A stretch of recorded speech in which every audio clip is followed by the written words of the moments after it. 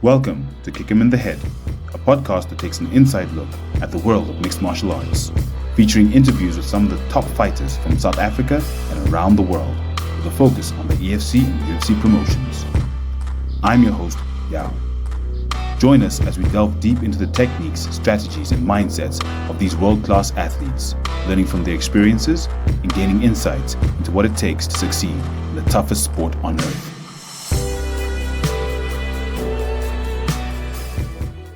Wow, guys, I can't believe it. It is insane. Here we are with the president of the EFC Cairo, the man himself. I can't even believe it. I'm so starstruck right now. I don't even know what to say to you, but I actually do have a few fundamental questions aside from the fun. It's just so amazing to be here with you. It's so amazing to see the fights that the EFC and the pedigree of the fighters that you guys are getting. Just a quick background into you and what you do in the EFC. Jeez, as little as possible. No, so, the background is we started EFC, myself and my brothers at the Graham 14 years ago now. We come from a television and marketing background, so we're TV producers, and then we got into doing events as well, and saw the rise of the UFC globally, and we thought this thing's going to be huge in Africa. So yeah, started the business, started the brand, started the organization, got it going, and it's been a wild ride since. 14 crazy years. But most of the stuff that I do on a daily basis is commercialization. So partnerships, from broadcasters to different brands, those type of opportunities is what I spend most of my time on. So the signing of Foot Locker, or that deal with Foot Locker, that was primarily your doing. Can you give us, the people at home, a little bit of background to what that actually means for the Brazilian community and for us here at home? Oh, that's awesome. So that's a perfect example of the type of deals, partnerships that EFC is looking for, ones that add value to EFC, add value to the athletes, and add value to the fan base as well, and then obviously to the partner coming in, which in this case is Sport Locker. So Sport Locker, what you see on their website at the moment, their streaming platform is fairly new, but the company behind them is a really big gaming company in Brazil. So they have a massive customer base already in Brazil. They're really strong. They were staffed there for many years, really big customer base, and they are now pushing into sports streaming, into content.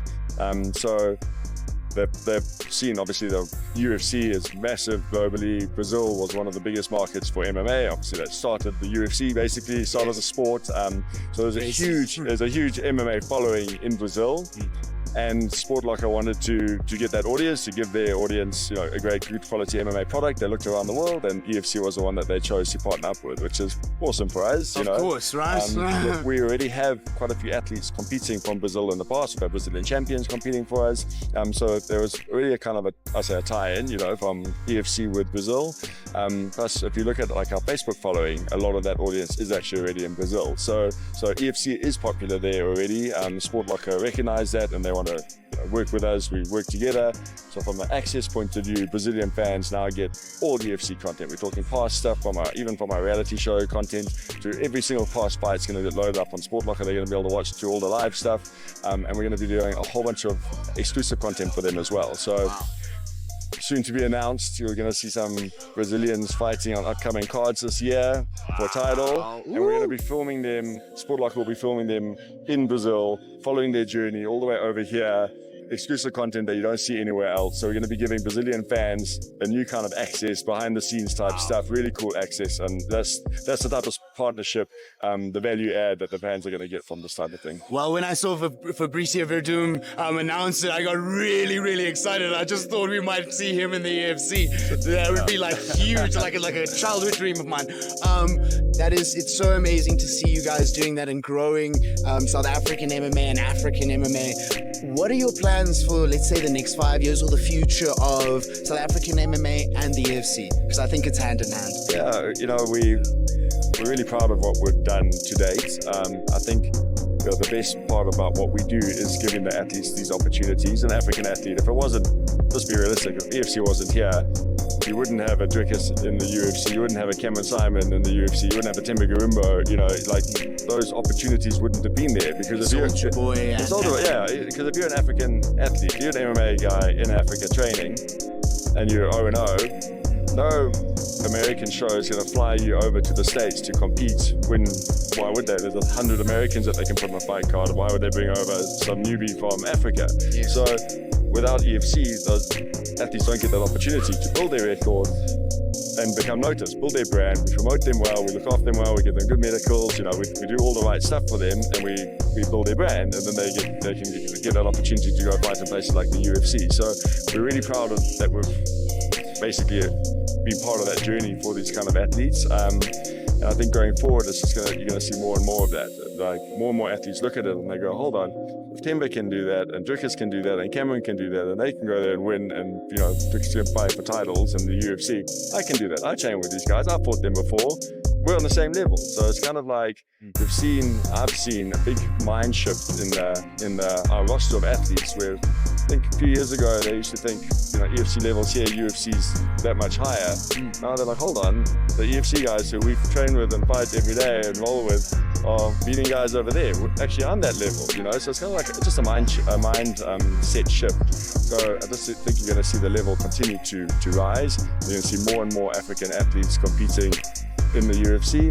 From an EFC point of view, we're going to keep looking for partnerships like Sport Locker, keep building our fan base globally, potentially looking at doing some events outside of South Africa, up into Africa. Maybe there's some talk of that type of stuff coming, so we'll see. Watch the space. We're definitely coming with. Wow. Just a quick one. We've noticed the huge change in the main event of this fight. Can you give us a little bit of background, maybe a couple of words if you can? Yeah, for sure. I mean, the team had a busy morning this morning. Woke up to messages from Graham saying Shannon's sick, he's vomiting, not feeling well, going to the doctor. So it's just okay, so off he went. We were waiting to hear, is he going to feel better or is he off? So obviously that's his call and the doctor's call.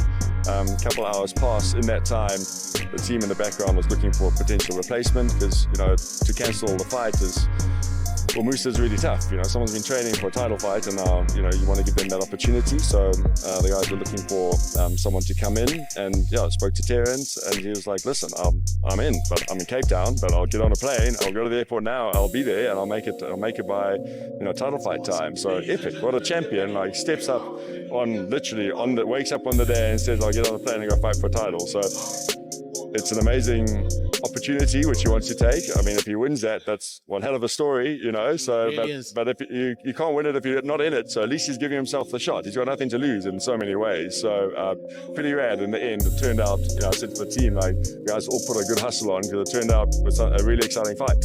And it just adds to the story of what happened. I mean, the excitement at the weigh-ins, and then this controversy. It really adds to the event.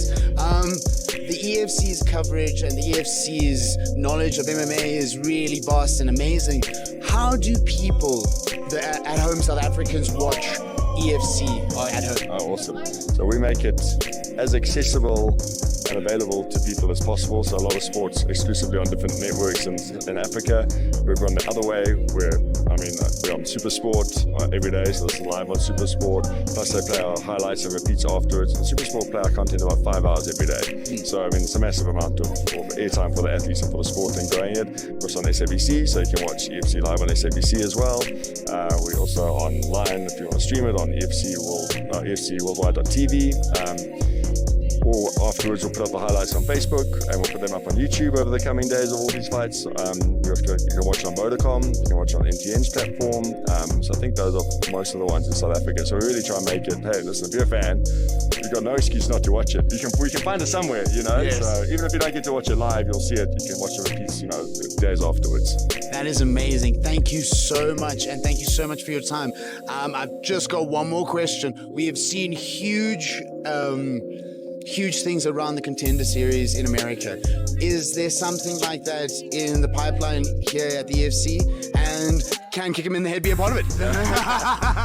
We are working, we have a different concept. So we did, we did a similar concept to Ultimate Fighter. We did the Fighter. We did Brendan Lazar and Soldier Boy. So we did 2 seasons of that. That was pre-COVID. We're debating whether we relaunch that now or we've actually come up with a new concept, which is new. It's not quite Dana White Contender Series. It's not quite Ultimate Fighter or The Fighter. It's something a little bit different, which we haven't put out there yet. So it's, again, watch your space. Got some really cool content ideas coming through.